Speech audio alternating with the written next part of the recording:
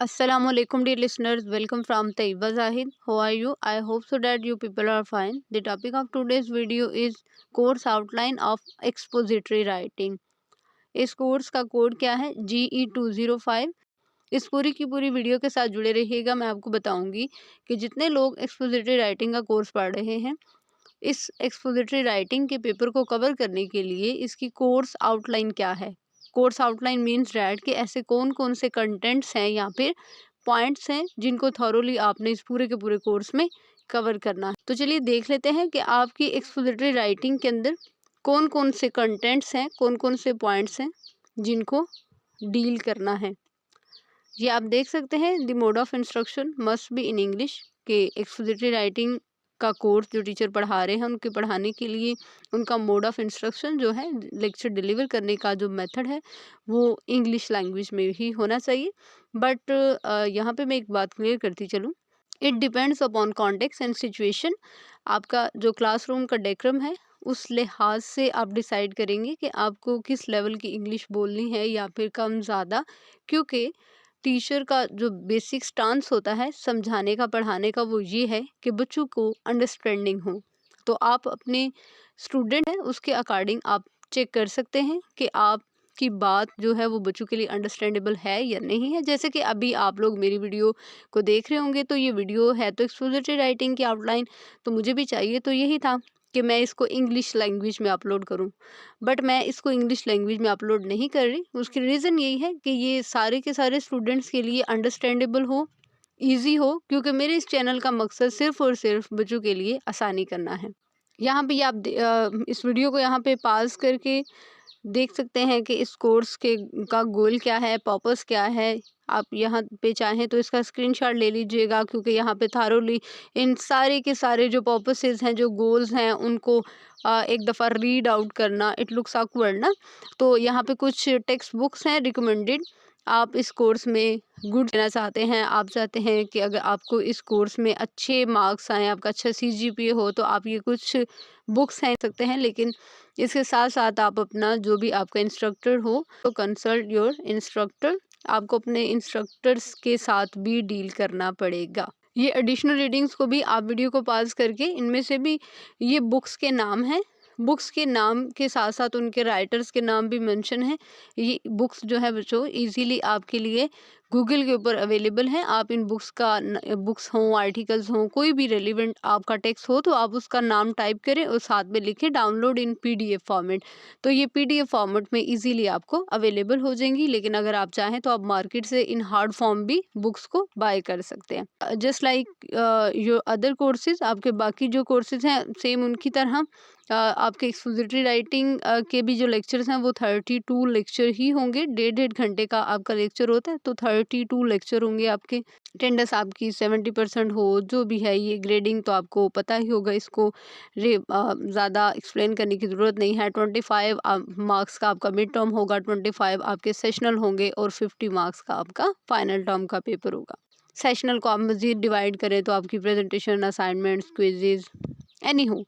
तो ये हम पहुंच चुके हैं जी आपकी एक्सपोजिटरी राइटिंग की कोर्स आउटलाइन के ऊपर। देखिए, कोर्स आउटलाइन में लेक्चर नंबर 1 और 2 1 बाय 1 देख लेते हैं। आपके फर्स्ट वीक में यानी कि लेक्चर नंबर 1 और 2 में आपको क्या चीज़ें कवर करेंगे? Introduction to expository writing. जब आप एक्सपोजिटरी राइटिंग का इंट्रोडक्शन पढ़ेंगे तो उसकी कुछ सब पॉइंट्स हैं वो देख लेते हैं। आप इसको कैसे कवर करेंगे? Understanding expository writing means that इसमें आप देखेंगे कि what is the definition of expository writing, what are the different types of expository writing, what is the purpose of expository writing, as well as what are the applications of expository writing। तो आप expository writing का जब introduction पढ़ रहे होंगे तो उसमें आपको एक्सपोजिटरी राइटिंग के लिए ये जो सब पॉइंट्स आपने देखे हैं लेक्चर नंबर 1 और 2 में कवर करने होंगे। ओके, नेक्स्ट मूव करते हैं लेक्चर नंबर 3 और 4 की तरफ। इसमें क्या है? Characteristics of effective expository writing means that कि आपकी अच्छी जो एक्सपोजिटरी राइटिंग है उसके क्या फीचर्स होने चाहिए। ये 3 फीचर्स मेंशन किए गए हैं: clarity, coherence and organisation. Next चलते हैं लेक्चर नंबर 5 और 6, इंट्रोडक्शन टू पैराग्राफ राइटिंग। देखिए, जैसे ही आपने एक्सपोजिटरी राइटिंग की डेफिनेशन देख ली, उसके टाइप्स देख ली, उसकी डिस्क्रिप्शन आपको पता चल गई, उसकी करैक्टरिस्टिक्स पता चल गई, तो अब आप उस एक्सपोजिटरी राइटिंग को अप्लाई करने लगे हैं in the form of paragraph. अब आपके लेक्चर नंबर 5 एंड 6 में आपने पैराग्राफ राइटिंग के हवाले से सीखना है कि actually what does it mean by paragraph writing. Next है आपका लेक्चर नंबर 7 एंड 8। 7 एंड 8 में क्या है, introduction to paragraph writing practice. Last week में आप पैराग्राफ राइटिंग का इंट्रो ले चुके थे, अब आपने इस वीक में आप क्या करेंगे कि पैराग्राफ राइटिंग की मैक्सिमम प्रैक्टिस करेंगे। ओके, नेक्स्ट है lecture number 9 and 10। Lecture number 9 and 10 में क्या है, द राइटिंग प्रोसेस। अब आप जब भी आपको कुछ लिखने के लिए कहा जाए तो आपका राइटिंग प्रोसेस के हवाले से आपको पता होना चाहिए। मीन्स डैट कि आपके प्री राइटिंग टेक्निक्स क्या होनी चाहिए। जब आपको किसी ने कह दिया कि आपको इस देखिए, आपको कोई सर्टन टॉपिक दिया जाता है, फॉर एग्जांपल आपको किसी भी टॉपिक के ऊपर ऐसे दिया जाता है, my first day at college let's suppose ना, तो इट डजेंट मीन कि आपको जैसे ही टॉपिक दिया गया तो आप उसके ऊपर थॉरोली बैठ के लिखना स्टार्ट कर दें। No, this is not the right way. आपको राइटिंग प्रोसेस को थॉरोली फॉलो करना है। फॉलो कैसे करना है, पहले आपने कुछ प्री राइटिंग टेक्निक्स अप्लाई करनी है। लेट्स सपोज, ये ब्रैकेट में लिखी हुई आप देख सकते हैं, brain storming, free writing, mind mapping, listing, questioning and outlining. ये वो चीज़ें हैं जो कि आपने लिखने से पहले सोचनी है। एक शॉर्ट सी जस्ट एग्जांपल दे देती हूँ। देखिए, ब्रेनस्टॉर्मिंग क्या होता है कि जब आपको कोई स्पेसिफिक टॉपिक दिया जाए तो उसके ऊपर आपके जहन में जितने भी आइडियाज़ आए, जितने भी थॉट्स आए, आप उनको अपने जहन में एक दफ़ा सोचें। आपके जहन में वो ज़्यादा सारे जो थॉट्स हैं, मल्टीपल थॉट्स हैं, वो आपको याद आए कि मैं ये भी मुझे पता है, ये भी पता है। आपको मल्टीपल पॉइंट्स पता होने चाहिए related to your specified topic. इस तरह करके आप अपने जहन में एक मैपिंग क्रिएट कर लेते हैं जो आप लिखना चाहते हैं उससे रिलेटेड। उसके बाद है drafting, 3 stage process of drafting techniques. अब आप लिखने से पहले आप सोच लें कि आपने इंट्रोडक्शन में क्या लिखना है, बॉडी में क्या लिखना है, कंक्लूजन में क्या लिखना है। अगर आपको कोई जो है कोटेशंस वगैरह पता हैं, आप वो ऐड कर सकते हैं। अब किसी भी तरह से आप किसी परसुएसिव वे से राइटिंग को स्टार्ट करना चाहते हैं, आपको क्वेश्चन रेज करना चाहते हैं, that depends upon your choice.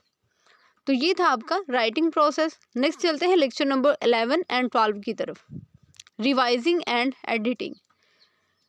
इस लेक्चर में आप क्या करेंगे, ensuring correct grammar, clarity, coherence, conciseness, proof reading, fine of the draft, peer review and feedback providing and receiving critic।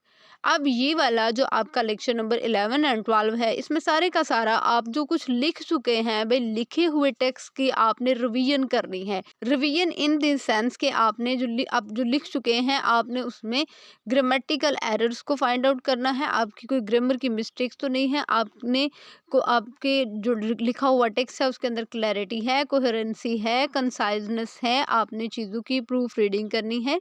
आप कोई उसमें एडिटिंग करना चाहते हैं, आप अपना फीडबैक देना चाहते हैं, अपना पॉइंट ऑफ व्यू देना चाहते हैं, तो आप इस लेक्चर में ये सारी की सारी चीज़ें सीखेंगे।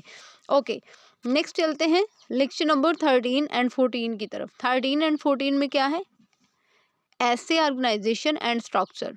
अब आप जर्नल से मूव करके अब आप प्रॉपर ऐसे लिखने की तरफ आ चुके हैं। तो लेक्चर नंबर 13 एंड 14 में आप क्या सीखेंगे, introduction and hook, engaging readers and introducing the topic, thesis statement, crafting a clear and focused central idea, body paragraph, topic sentences, supporting evidence and transitional devices, conclusion, types of concluding paragraph and leaving an impact।